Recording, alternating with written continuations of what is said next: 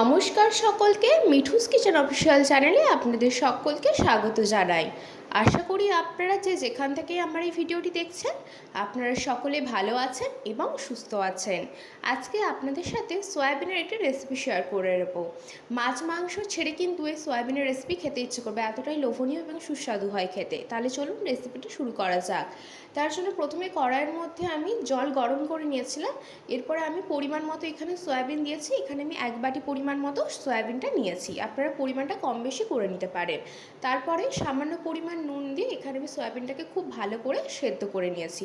সয়াবিনটা এইভাবে যদি সেদ্ধ করে নেওয়া যায় তাহলে কি হয়, রান্নাটা হওয়ার পরে সয়াবিনটা ভীষণ জুসি থাকে। না হলে গরম জলের মধ্যে ভিজিয়েও রাখতে পারেন, তবে আমার মনে হয় এইভাবে সেদ্ধ করে নিলে ভালো হয়।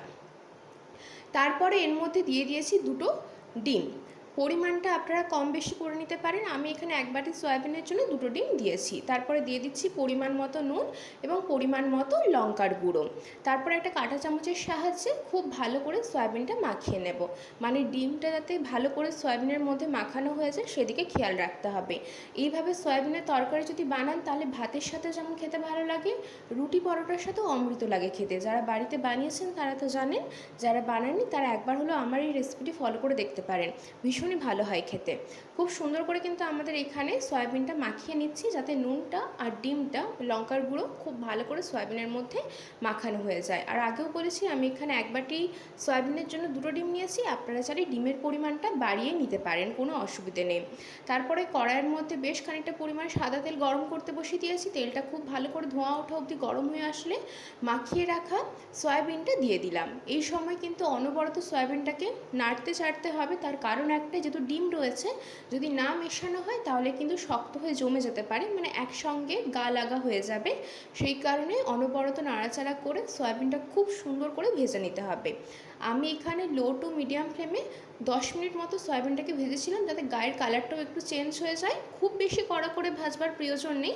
মোটামুটি যখন দেখবেন যে গায়ের কালারটা চেঞ্জ হয়ে গেছে এবং ডিমগুলোও খুব ভালো করে সয়াবিনের সাথে ভাজা হয়ে গিয়েছে, ঠিক সেই পর্যায়ে বুঝতে হবে যে সয়াবিনগুলো আমাদের ভীষণ ভালো করে ভাজা হয়ে গিয়েছে। দেখুন আমাদের কিন্তু এখানে সয়াবিনের কালারটা অনেকটা পরিমাণে চেঞ্জ হয়ে গিয়েছে, মানে অনেকটা পরিমাণে লালচে লালচে হয়ে গিয়েছে। এর থেকে বেশি কড়া করে ভাজবার দরকার নেই। ঠিক এই পর্যায়ে আমি এখানে সয়াবিনটা তুলে একটা সাইডে রেখে দেব। এই পর্যায়ে দেখুন আমি এখানে একটি পাত্রের মধ্যে সয়াবিনটা তুলে রেখে দিচ্ছি। তারপরে পরবর্তী রান্নাটাও আমরা শুরু করব। তার জন্য আমি এখানে আবারও সাদা তেল ব্যবহার করব। আমি পুরো রান্নাটাই সাদা তেলে করেছি, আপনারা চাইলে সর্ষের তেল করতে পারেন। তারপরে আবারও বেশ খানিকটা পরিমাণ সাদা তেল গরম করে তার মধ্যে দিয়ে দিয়েছি 3টে লবঙ্গ, একটা এলাচ এবং একটা দারচিনি স্টিক। ফোড়নটা একটু ভাজা হয়ে আসলে এর মধ্যে দিয়ে দেবো বেশ খানিকটা পরিমাণ গ্রেট করে রাখা রসুন। রসুনটা একটু নাড়াচাড়া করে ভেজে নিয়েছি। রসুনটা যখন খুব ভালো করে ভাজা হয়ে যাবে ঠিক সেই পর্যায়ে এখানে দিয়েছি দুটো মাঝারি সাইজের কোচানো পেঁয়াজ। এরপরে পেঁয়াজ আর রসুনটা খুব ভালো করে মিশিয়ে নেব, মানে যতক্ষণ অবধি পেঁয়াজটা একটু ভাজা ভাজা হয়ে আসছে, মিনিট 5 হাতের সময় নিয়ে একটু মিশিয়ে নিচ্ছি যাতে করে পেঁয়াজটা একটু কালারটা চেঞ্জ হয়ে যায়। ঠিক এই পর্যায়ে এখানে আমি দিয়ে দিচ্ছি বেশ খানিকটা পরিমাণ গ্রেট করে রাখা আদা।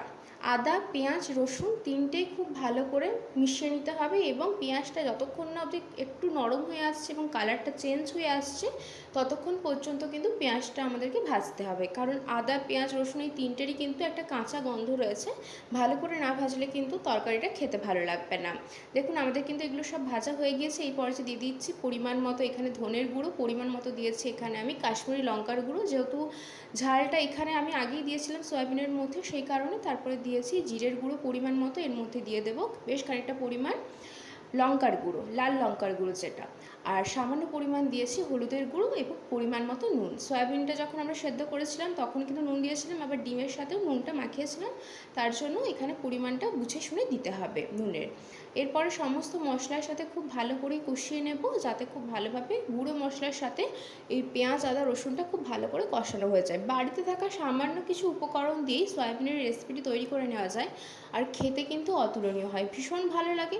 মাছ মাংসর কিন্তু প্রয়োজন পড়ে না, এতটাই টেস্টি হয় খেতে। শুধু বাড়িতে ডিম আর সয়াবিন থাকলে কিন্তু খুব সহজে রেসিপিটি তৈরি করে নিতে পারবেন।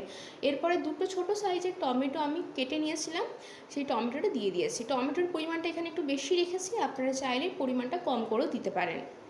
এরপরে টমেটোটার সাথেও মশলাটা খুব ভালো করে কষাতে হবে।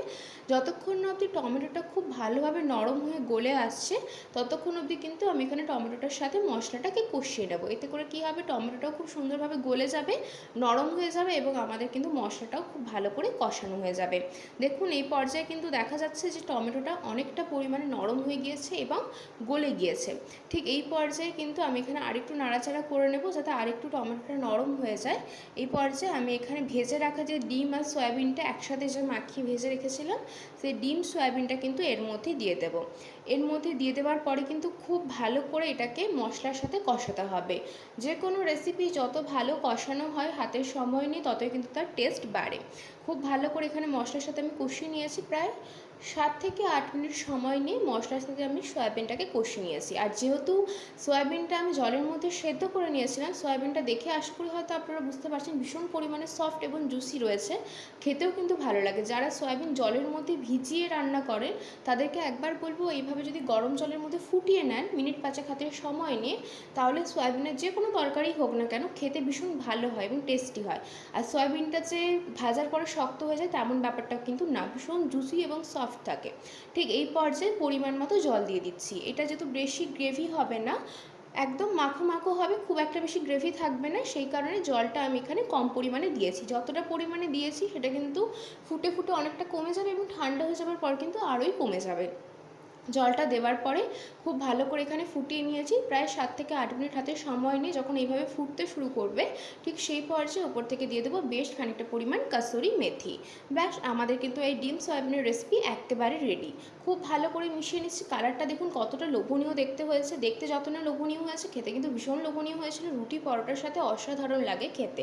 আজকের রেসিপি আপনাদের কেমন লাগলো অতি অবশ্যই কমেন্ট করে জানাবেন। যদি ভালো লেগে থাকে অবশ্যই করে আমার চ্যানেলটিকে সাবস্ক্রাইব করবেন, লাইক শেয়ার কমেন্ট করতে ভুলবেন না।